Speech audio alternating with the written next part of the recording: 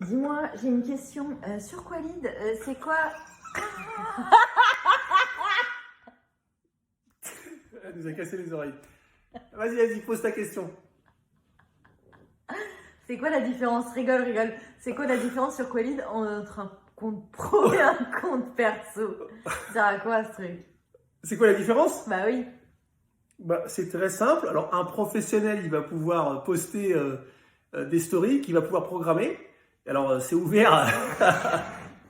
On peut pas faire de vidéos sérieuses, c'est un truc de ouf. Heureusement, vous ne la voyez pas.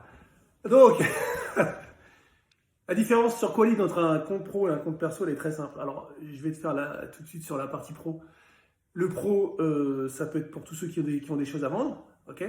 L'intérêt, c'est que c'est classé par catégorie et quand tu vas poster des stories, il peut les poster sur 14 jours, les programmer. Elles sont visibles pendant, pareil, 14 jours. Une story, ça dure pas que 24 heures, tu vois. Il peut rediriger le trafic sur un point de vente, sur un site internet. Il peut rediriger le trafic. S'il a un numéro de téléphone, il peut recevoir des appels entrants. Donc, et puis surtout, il y a un intérêt qui est comparatif par rapport aux autres réseaux, c'est que toutes les stories elles sont cliquables. Ça veut dire qu'aujourd'hui, tu cliques sur la story, tu sors. C'est pas le cas des autres réseaux sociaux. Quand tu fais des stories ou des reels sur d'autres réseaux, tu cliques, il n'y a rien, tu likes. Donc l'intérêt pour un commerçant ou un e-commerçant qui a des choses à vendre ou à faire connaître, c'est qu'il doit venir sur Qualid pour faire la promotion de ses produits. Donc, et un compte perso, c'est pareil. C'est-à-dire que si tu as un compte perso et tu veux poster des bons plans que tu as justement chez ton commerçant ou ta boutique préférée, il y a beaucoup de gens qui font ça, ils font des unboxings, des choses comme ça peut te servir dans ce sens-là.